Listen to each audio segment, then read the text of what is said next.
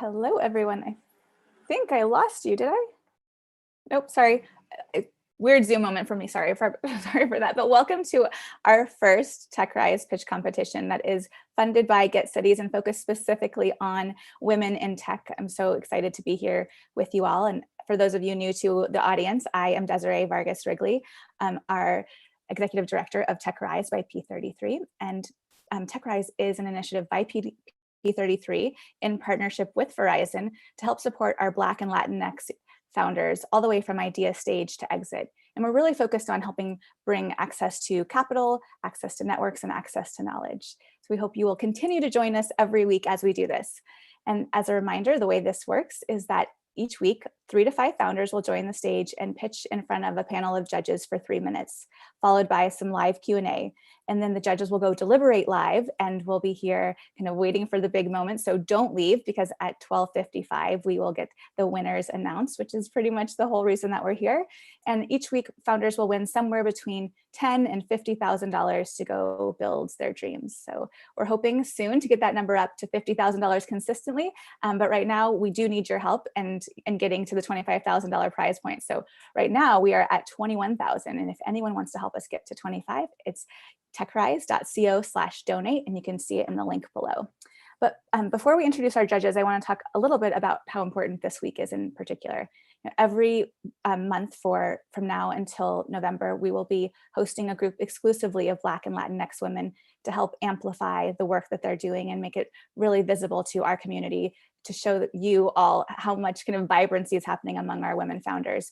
And the reason that's so important is kind of twofold. One, as you probably know, COVID has been extremely detrimental to women across the board, across industries, across professions, but specifically within the startup world. In 2019, I think we hit our all-time peak of having 3% of venture funding go to women, which is of course terrible. But last year, that number slumped down to 2.3%. And of that, only 0.37% is going to Latino women, and 0.27% is going to Black women. So we have a lot of work to do. Fortunately, we have some incredible organizations like the ones you're going to see today, including the Get Cities initiative that's focused on how we can bring more equity in tech. But I also want to just bring together our audience that is, Chicago and the extended network of angels and VCs that are watching from across the country, to remind us to come together, not just this week, but every week moving forward, to support all founders of color, but specifically our women, and to remind them that we see them and that we are here, and that we are going to give freely of our time and our networks and our knowledge to make sure that they succeed. So, I want to just celebrate the people that are up here and say thank you to everyone's hard work. Specifically, we have some additional partners in this week, including Beta Boom, who you will meet one of the judges and get to hear from James Valadez on that team. We also have people from mHub, Matter, Future Founders that have all been supporting this work to help get these founders ready and to help kind of support them along the way, including after the event happens, giving them ongoing mentorship and support. So this is definitely an extra initiative focused on women, and we would love your help. And so there's a couple of ways that you can get more involved. One is there are a bunch of links at the bottom of this YouTube video where you can volunteer to mentor any of the women that you see on stage directly. And then the other, of course, as I mentioned, is continuing to fund our work at TechRise. We are aspiring to be a $5 million fund, but we're not quite there yet. And so as we continue to go, we're going to keep crowdfunding along the way until we hit our goal. And if you are a corporate sponsor or an institutional philanthropy or a high net worth individual who has a donor advised fund and wants to support us, we would love to hear from you. So you can email us anytime at info@techrise.co. And then for all the founders that are watching, especially the women in the audience, we hope that if you have an idea that you will just take the plunge and just come on stage and share that idea. You don't have to have a business plan. You don't have to have a website. You don't even have to have a registered LLC. But we want to hear from you so that we can help support you and help navigate this journey with you. All right. So I'm excited to introduce our judges. So you can please turn your cameras back on and I will bring you on stage. First, we have Elle Ramel. She's the director of Get Cities Chicago, an initiative designed to accelerate the representation and leadership of women in tech through the development of inclusive tech hubs across the United States. Elle is an expert in economic development, urban design, and innovation. She's also co-founder of City Open Workshops and previously served as a policy associate for the city of Chicago. Thanks so much for sponsoring today, Ellen, for being here as a judge. Next, we have Sam Yagan, whose accolades are kind of beyond mention, but I'm going to do my best. Sam is probably most famously known as the founder of OkCupid and potentially SparkNotes, depending on your studying style. He was the former CEO of Batch.com and ShopRunner. He's an incredible supporter of diverse founders, including being my personal mentor for over a decade. But he's also a general partner at Cortisone, which has done a lot to fund women and people of color as an early stage investor. He also helped launch Accelerate Labs, which is now Techstars Chicago, so helped kind of catapult us into the national scene that way. And most recently, he launched a $200 million SPAC on the NASDAQ, and you can find it at CRZNU. I'm not sure. I'm plugging that, not him, just to be clear. And our final judge is Kimi Palu. She is the founder and managing partner of Beta Boom, a pre-seed fund investing in founders serving the new majority, an emphasis on female founders and founders of color, which is a $4.4 trillion opportunity annually, which is incredible. I didn't realize that number. Beta Boom invests in high-growth software companies and pairs portfolio companies with product, marketing, sales, and fundraising experts that become their coaches and essentially their temporary co-founders. And so they're really focused on not just financial capital, but how do you bring human capital to help accelerate founders that much more. We're so thrilled to have you all here. Thank you so much for making the time. All right, so we're gonna dive into the startups, and our first startup is Culture Pilots. I'm thrilled to invite Barbara Kuofie to the stage. And Elle and I will go off video and Barbara will come on.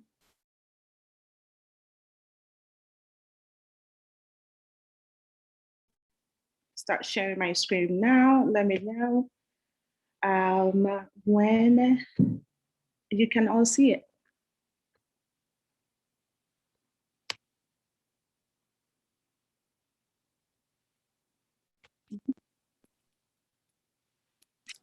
You're great. Okay, perfect. Can you see my screen?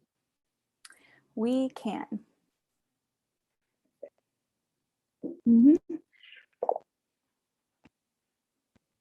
Remember the last time you took a trip? You most likely booked your trip via Google Flights. You probably booked your stay via Airbnb.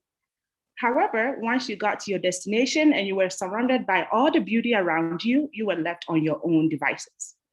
You either had to look online to learn more about the culture around you, splurge on a guide, or rent one of these audio guides, which had been touched, smelled, and most likely licked by hundreds of people before they got into your hands. Now, we don't want your journey to end like this. With Culture Pilot, you're looking at a single resource that answers the question, what the heck is this? How this works is, as a user, you simply point your phone's camera to an object of your interest, and Culture Pilot AI technology would recognize that object and return to you curated content for your perusal. How does this work? On the right, you can see our technology at work. Content is provided by museums and attractions. Culture Pilot's custom AI technology trains the model, and you can access that content via your phone's inbuilt camera. Culture Pilot is cost-effective, interactive, and COVID-friendly, which the current solutions out there are not. They sometimes answer one of these criteria, but they do not cover all of them. In 2019 alone, travel contributed to 9.25 trillion of the world's GDP, and 6 billion of that was spent on guided tours. This is what we see as our total addressable market. How do we get to 6 billion? In summer 2021, we've partnered with small museums in Chicago to release a beta program and also to launch the city of Chicago. Now, this has all been done through bootstrapping ourselves and working nights and weekends to get there. With funding, we can focus on this full time to convert these beta clients to paid subscribers at $20,000 a year by fall 2021, and Q1 2022 expand beyond the city of Chicago. Now, the dream team behind Culture Pilot is myself in product and Miriam in technology, with a combined 13 plus years of experience in tech. And we are very proud of ourselves to be Chicago women at the leading edge of AI.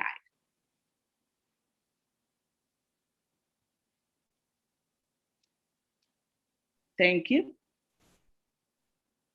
Thanks so much. I'll invite the judges on to ask some questions.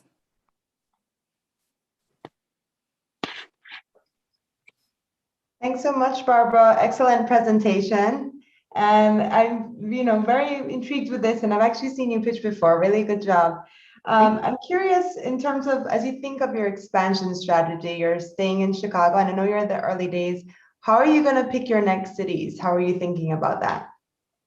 So right now, we've been talking to small museums in Chicago, and our client base has expanded based on the networking we've done in Chicago.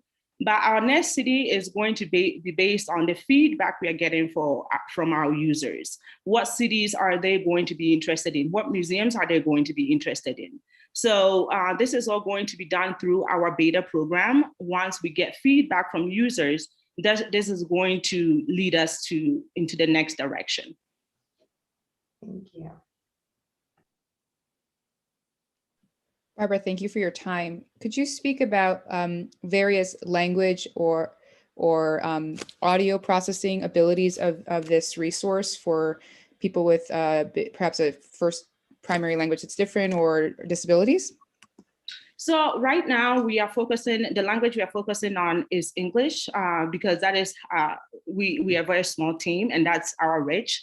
And however, this content has audio and text on it. So people who do not have the ability to listen to the audio can rely on the text, and people who cannot focus on the text can rely on that audio that we provide.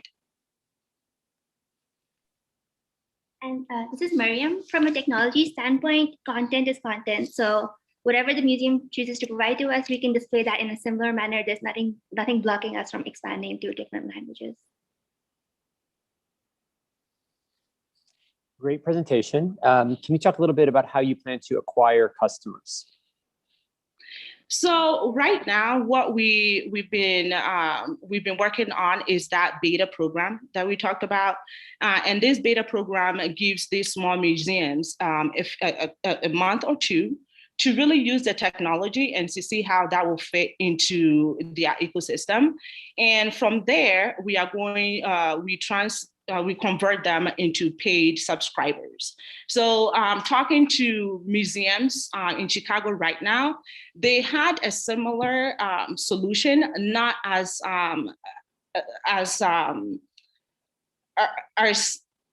great as technology focused as we have. And our partnerships have already been working with other, as I mentioned, other technology that is not so great, but the technology is not going to be around for them any longer. And they are looking for their next audio or replacement. And we fit right in for them. So it has been quite, I would say, a bit easy to get them to really on board and like our product. And they've been very interested in the image technology aspect. Wonderful. Well, thank you so much, Culture Pilot and Barbara and Mariam. And now we're going to go on to our next. So great job. And I'll let you guys go video off and we will welcome Shinix on. Olga Camargo, ready to join us? Yes, thank you, Desiree. The FARO team is happy to be here today. Share my screen.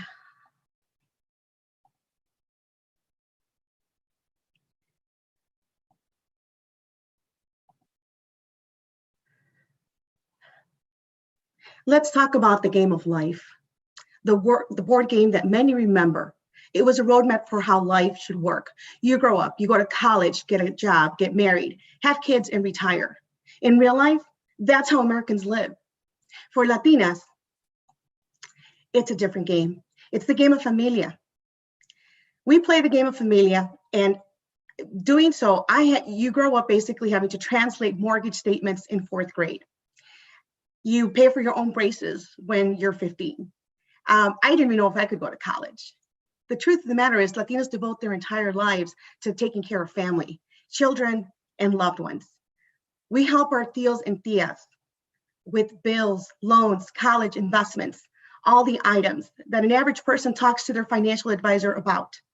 Latinas are not your average person, nor are they financial experts, but are expected to make all the major decisions for family, businesses, and community. Existing tools out there could actually help them, except Wall Street prefers to hire Latinas for their catering. They don't cater to Latinas, and that's a big problem. Introducing Sheenix, a culturally compatible fintech solution built for the 28 million Latinas in the United States to help them with money decisions and creating wealth. Sheenix moves Latinas closer to their goals by meeting them where they're at through and providing a culturally relevant financial process, budgeting tool, a savings tool, and ongoing investment, all while prioritizing Latinas' cultural mindset. Latinas currently control $1.7 trillion of all the Hispanic spending in the US and have the potential to unlock another $395 billion. Sheenix is determined to capture this market, focusing first on the 200,000 Latinas that are part of our go-to market within 18 months.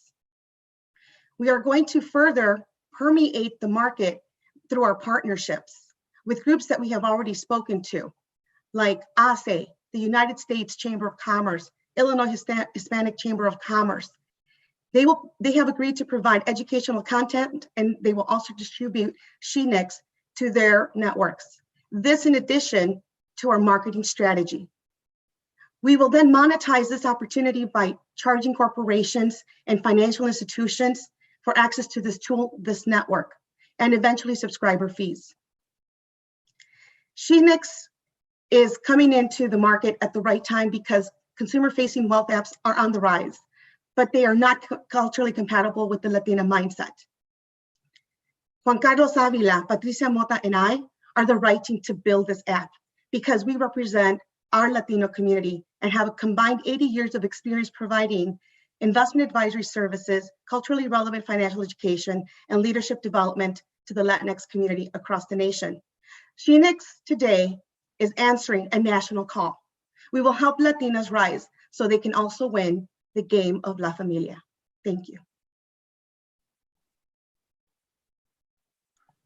Great, and let's welcome our judges back on for questions and your co-founders.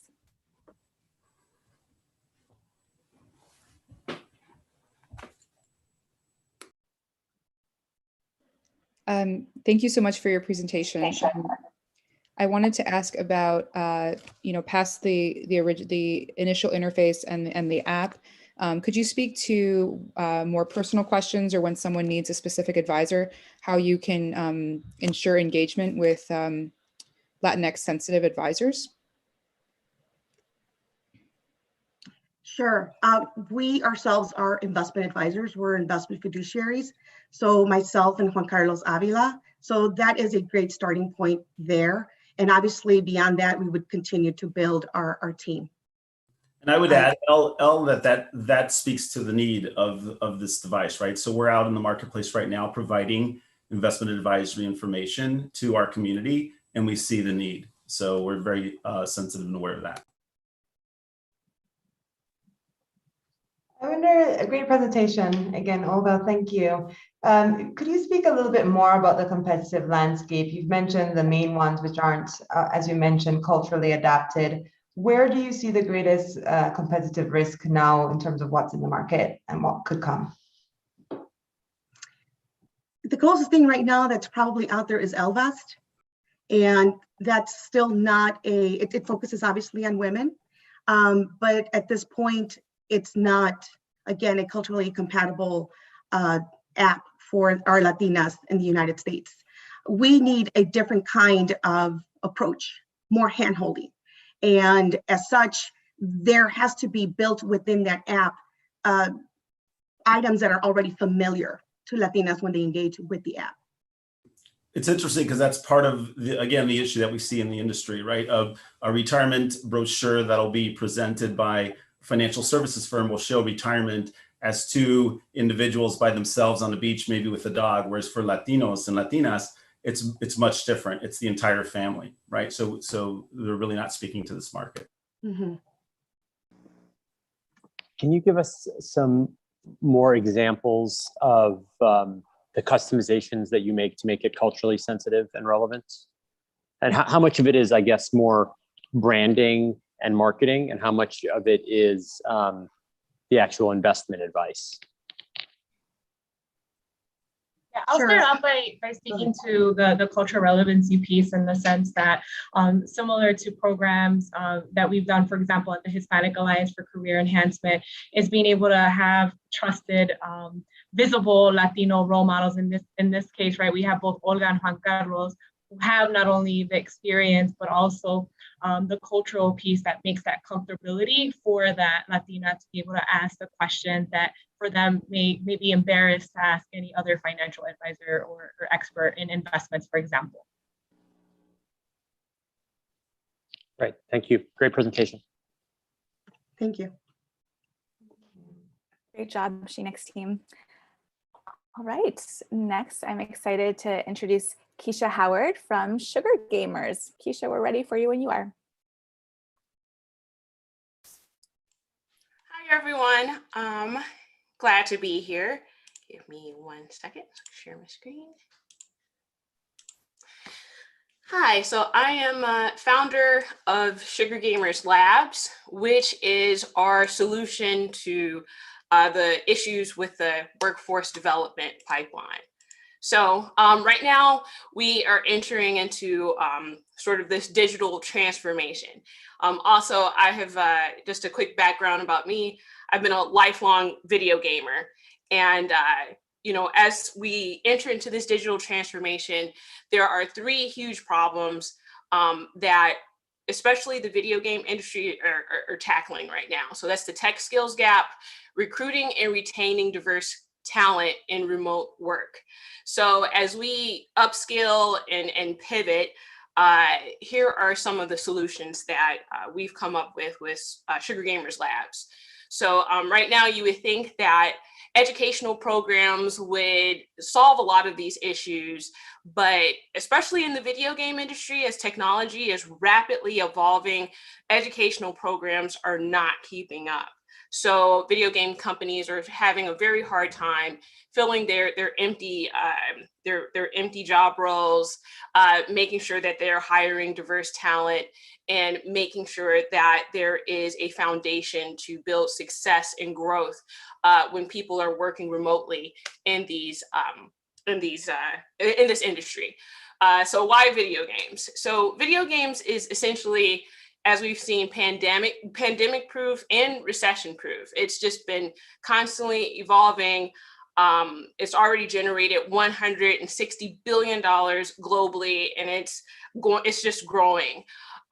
So with that being said, there's a lot of opportunities here and a lot of space for not only students to begin their career in the video game industry, but people to upskill or reskill their current sort of talents to work in this growing and evolving industry. So our solution is a ground up approach, and really focusing in on the community and some of the pipeline issues that affect underrepresented demographics from even knowing about some of the opportunities that are in the video game industry to begin with.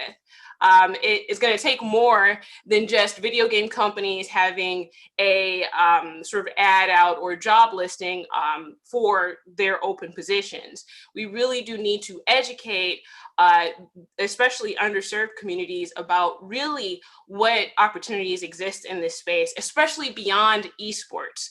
I'm pretty sure most of you have heard about, you know, the sexy esports industry, but in video games, there's still administration, marketing, technological and creative jobs that need to be filled. So what we've been doing recently is consulting and partnering with video game companies to really make sure that their company culture is ready to retain and recruit diverse talent. And we also manage the community by sort of informing them of all the things that are available. Give me 1 second. So this is how it essentially works. So Sugar Gamers is the liaison between these video game companies and the community that they're trying to reach. And right now, the data sets that are being used to sort of recruit and retain diverse talent is not very effective. So what we do is, because we have this bottom-up approach, we sort of understand a lot of the challenges that underserved demographics have getting into this space. So we have the insights, we share these insights when we're consulting with these video game companies. Therefore, they can create new and unique data sets that are actually going to create a more effective approach to retaining diverse talent. They're going to, sponsor or partner with us to create programs like, focused video game testing, content creation, things of that nature, which we funnel back into our community and workforce opportunities. Hold on 1 second. All right.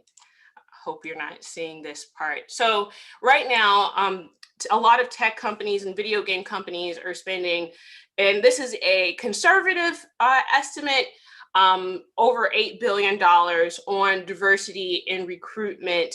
And a lot of that money is not actually being very effective. It wasn't until last year, when we were really having this public discourse and this civil unrest, that these companies really saw the financial and ethical benefits of really, really deep diving into some of these D&I issues that have been plaguing the industry for years. I'm sorry, Keisha, to cut you off, but I know you lost your clock, so I think we should jump into Q&A so you don't lose time. Okay. So why don't we bring the judges back on and do some Q&A? Awesome.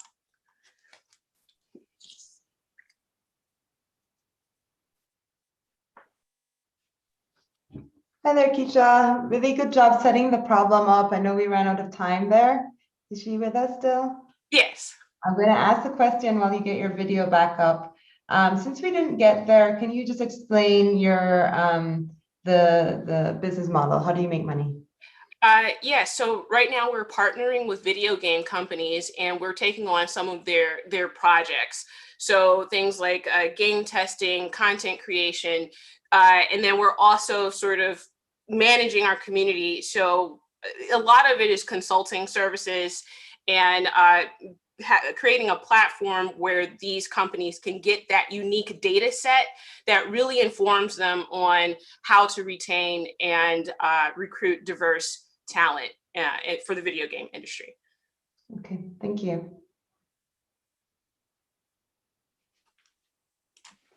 Thank you for your presentation, Keisha.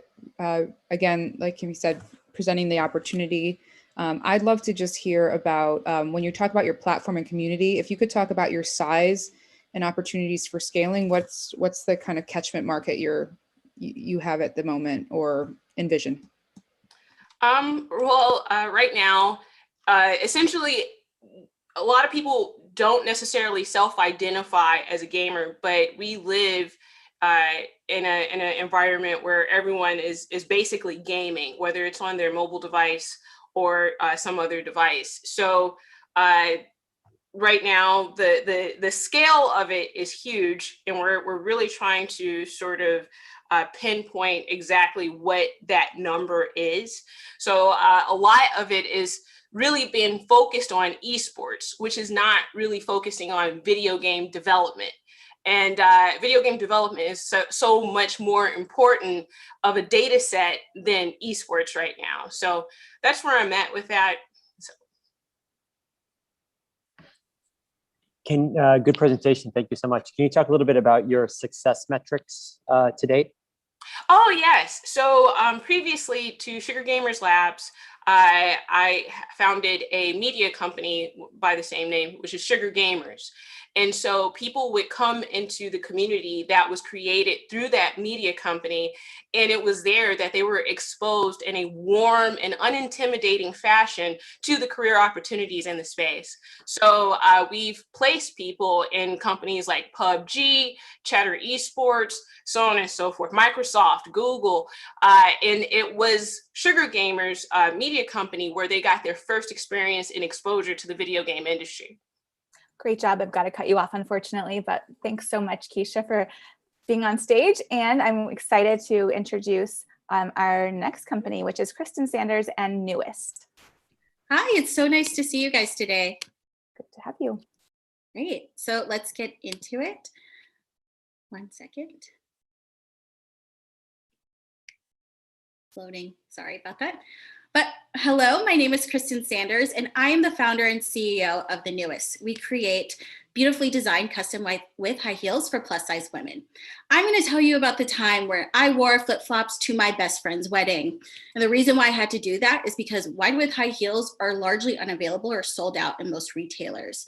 I spent over 5 hours going to a majority of stores like Target and the mall and Macy's, and all the wide width heels were sold out.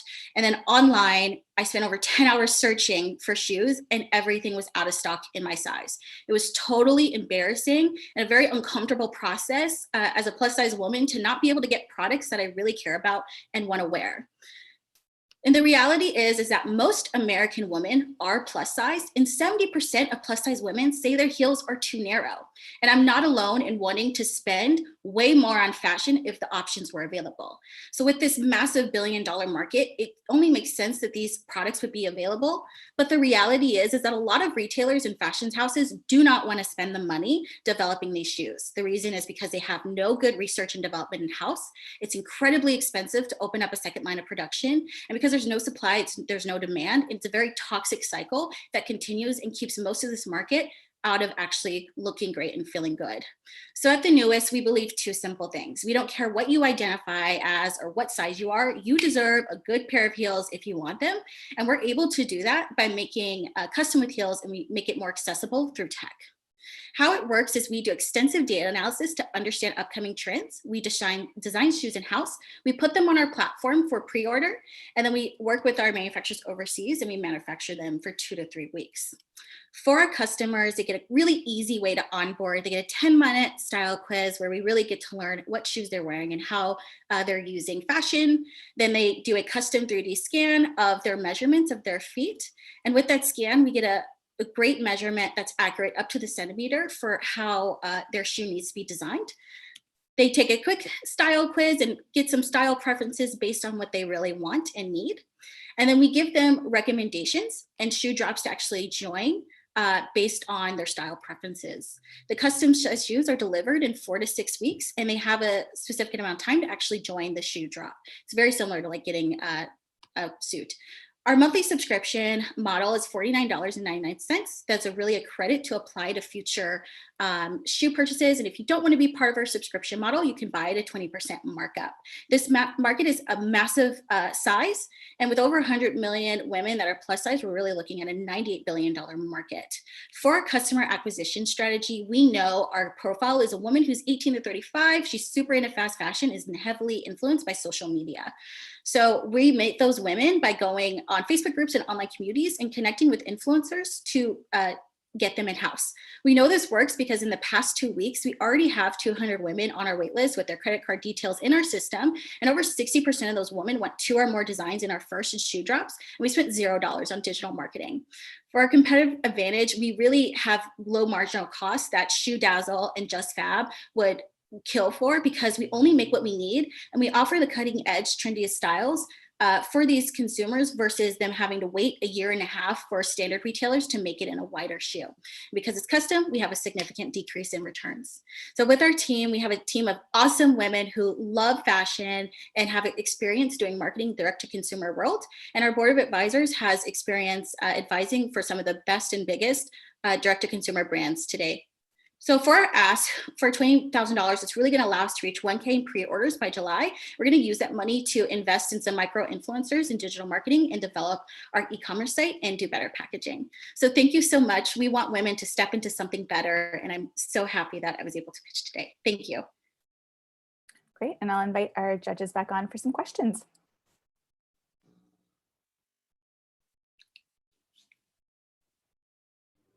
Do you want to stop sharing screen though so they can see your full size? No worries. Excellent presentation, Kristen. I liked how you took us through all of the different stages from, this problem to solution. And then the solution was really well described, so I appreciate that. How are you actually producing these shoes? Are they made, where are they made, and what's that supply chain look like? Yeah, for our supply chain, very similar to stores like Shoe Dazzle and Just Fab. We work with manufacturers in China to actually create these shoes. It takes about 3 to 4 weeks for them to process with the custom sizing, and then we're able to deliver it to our customer's door.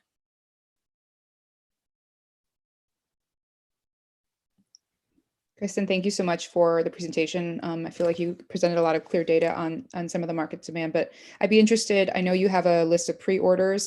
Could you speak to any light testing or focus groups where people have experienced your shoes, and just that kind of outreach you did before working on the pre-order list? Yeah, we're really, we haven't actually gotten our shoes in-house yet because they order them as they actually do their sizing. So it's all pre-order. But we have had a few of our models test our shoes, and we've designed custom insoles to actually make it more comfortable for a larger set woman. We make sure our heels are very wide, so that way it's more stable for women our size. And so really thinking of a consumer experience that really speaks to our comfort and feeling great. And so we did interview and survey 200 plus women, and we got a lot of those suggestions from them from our surveys and intake. Great job. Can you, I don't think I understand the subscription components. Mm-hmm. Could you elaborate on that? Yeah, so basically very similar to like Wink or Just Fab or Shoe Dazzle, these women come in for a monthly subscription, and that allows them to be a VIP member. And therefore, they are able to spend less money on our shoe drops as they come in, and all those the money that they actually spend, that credit goes directly toward their next shoe purchase. So they get their personalized recommendations, they pay every month, and then as they build up credits, when they want to get a shoe or join a drop, they can join whenever they feel like it. Great, thank you. Thank you. Well, excellent job, Kristen. Thanks so much for being here. And now we are going to have our last competitor. I guess I shouldn't use that word, but our last pitch. And I'm so excited to bring on Patrice Darby from GoLogic.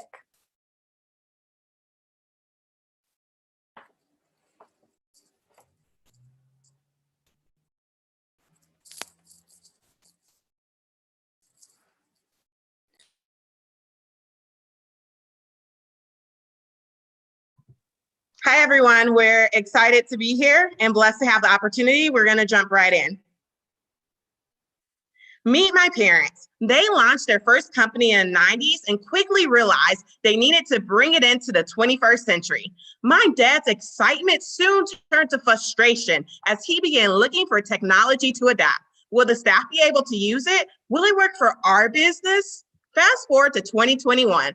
33.6 million US entrepreneurs have the same problem. They lack the time, resources, and expertise to keep up with their high-tech competitors.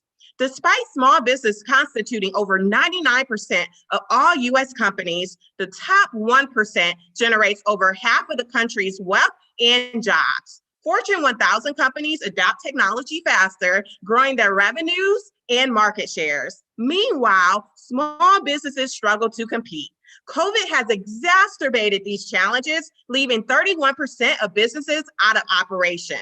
We're here to change this with GoLogic, the data aggregation and economic development platform. We help small businesses accelerate growth and reduce failure while increasing capacity and capabilities of entrepreneur support organizations. GoLogic's unified platform integrates 3 user platforms into one.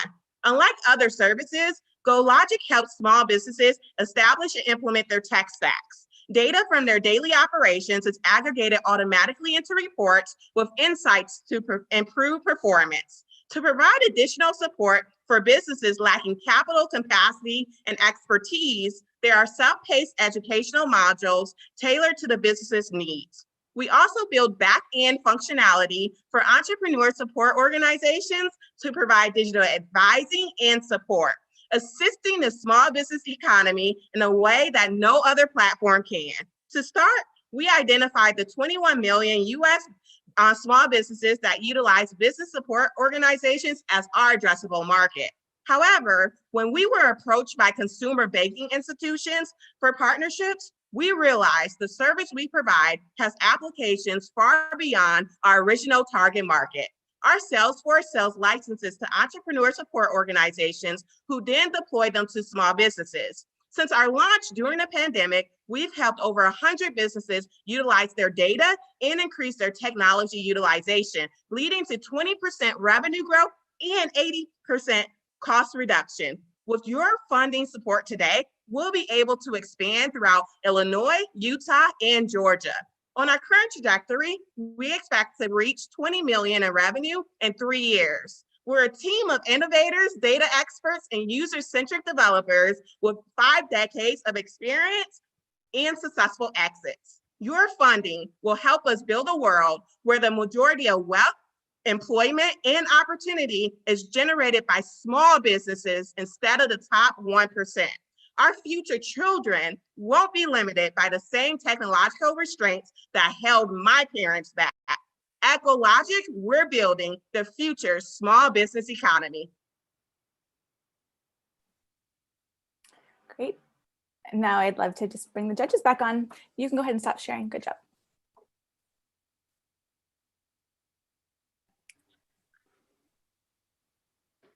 Great job, Patrice. I'll jump in here. Very nice presentation. Could you give me a specific example of how you're enabling businesses through data? You mentioned the 100 businesses. So if you could just take one example and make that clear for how it works. Yeah, so there's a restaurant that was shut down during the pandemic, and they didn't have a technology infrastructure in place. So they got on the GoLogic platform, and it helped them put their technology infrastructure in place step by step, and it was live within 48 hours. After the first month of operating on the platform, it produced a data report for them, showing them how their business was performing, identifying, for example, she thought her target market was young professionals. But the data actually showed that her target market were busy parents that were commuting from the South Loop back home to the west and south sides of Chicago. So with that, she was actually able to improve her marketing strategy. In 3 months on a platform consecutively, her revenue grew by 20%. Thank you so much. Patrice, thank you so much for the presentation. And it's great to see that total addressable market, and especially with the virtual conversions we're seeing.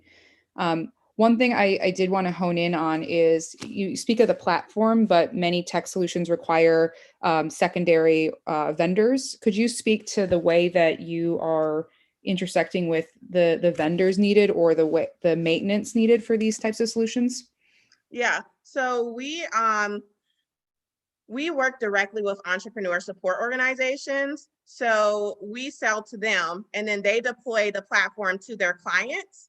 Their advisors are actually on the platform working alongside the executing their tasks to help the businesses make progress. And so we bring them in, and then once from there, for example, the tech stack that the businesses are incorporating into their daily operations, we actually have a system where we have another sales team that is doing outreach directly to them, like HubSpot, and then we have, along with that, making a relationship that extends to them, understanding that this is reaching the market that they can't reach. These are small businesses that the barrier of technology is so vast that it kind of prohibits them from identifying tech and utilizing it. And so we're breaking down that barrier. When these tech companies see that, they actually jump on board because they see it's an opportunity to expand their current use base.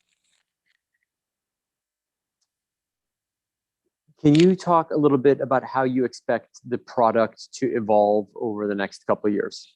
Yes. So Sam, we're already, we have, so right now we're expanding, working with our current groups, but we already have,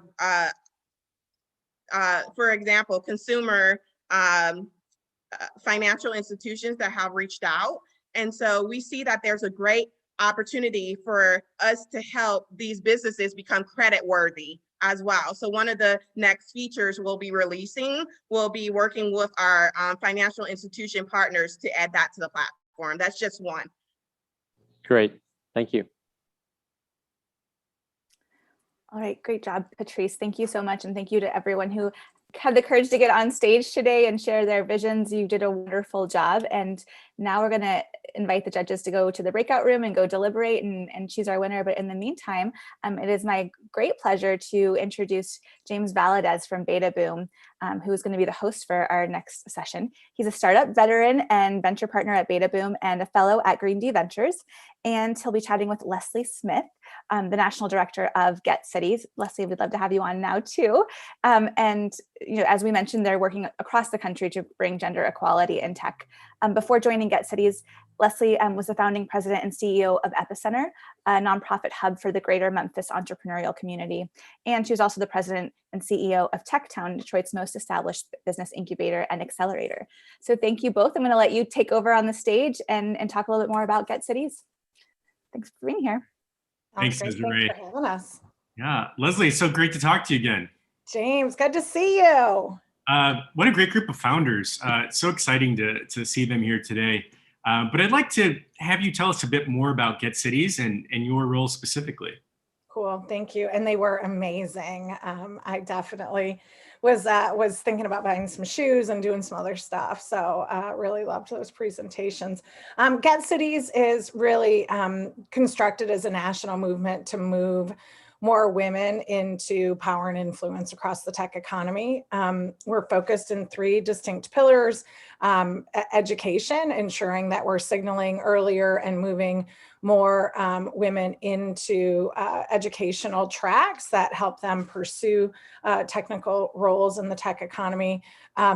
Actual industry engagement. So how are we ensuring that we're attracting, recruiting more women into roles across the tech economy, but also that those roles are inclusive and welcoming in their environment, but they're also persisting and promoting into positions of influence and power across the economy. And then lastly, and probably the one most appropriately sort of suited for today, that we're seeing more female tech founders move into capital outcomes across the entire capital continuum, including with funding like that that's recommended or being offered here today with TechRise. So we do this work by working in very specifically identified regions across the country who have signaled through their metrics in those 3 regard that they already elevate and have deep concern for the power and influence of women in their economy. And the measure of that is their mapping to or above national average in those regards. Chicago was the first of our Get Cities selected, and predominantly because in all of those 3 KPI areas, they are performing at or above national averages. So we knew that we would move into a city with willing partners and programs in play that would allow us to more quickly move to our full potential, which we know is at least twice higher than where we are today. Excellent, thank you. I've been personally very fortunate to participate in one of Get Cities' tech equity working groups here in Chicago, which has culminated in today with our partnership with TechRise and Get Cities and Beta Boom's New Pattern Initiative to really focus in and hone in on non-dilutive funding for African-American Latinx female founders from the city south and west sides of Chicago. If you could, can you just kind of tell us a bit more about some of these other working groups and maybe also some of the goals for Chicago in 2021 and beyond? Yeah, sure. We think the Tech Equity Working Group is a real good model of the ways that we can add value. When we move into regions to launch our initiative, we do not come thinking that we know anything better than the folks that have been on the ground doing that work for decades, but hope that we can, through our sort of experiences and networks, but also our objectivity, organize folks in a way that eliminates existing silos, brings around a coalition sort of mindset around solving problems, and resource some of those problems in pilot and seed such that they grow to scale across the community. And we have found that work to be highly productive. We know that all of the people with whom we work are more oriented toward action than discussion, and the Tech Equity Working Groups really allow us an opportunity to build and launch gap filling initiatives with urgency. These problems don't have time for us to sort of overthink or overprocess toward perfection. And I think the pilots that we're seeing come out of that table are a really important representation of that. They also ensure that everything we design is centered in the humans we seek to serve and the place they live. Because again, we know that the first and only way we'll be successful is by proving that our intent is to do no harm first, and then to sort of singularly add value. And we think that's working. We have goals to have similar tables in the industry sector. So those that are working on workforce development, technical training, and our industry partners themselves to say, hey, we're performing at 24% sort of female participation, and those numbers drop radically when you look to Black and brown women. And we are not going to build a movement that sits silent relative to that intersectionality. And we hope out of those tables will also be born pilots and initiatives that change those outcomes within the context of industry. And then on the education side, there's this huge pipeline opportunity, right, in the K through 12 spaces, but also that transitional sort of educational opportunities at community colleges and technical training that we really want to sort of seat and orient around to ensure, again, that all women are seeing the benefit of this opportunity. And we know from data and research that many Black and brown women are left out of traditionally sort of white pipelines, and we will not be successful if we do not ensure that we're including all women across the spectrum.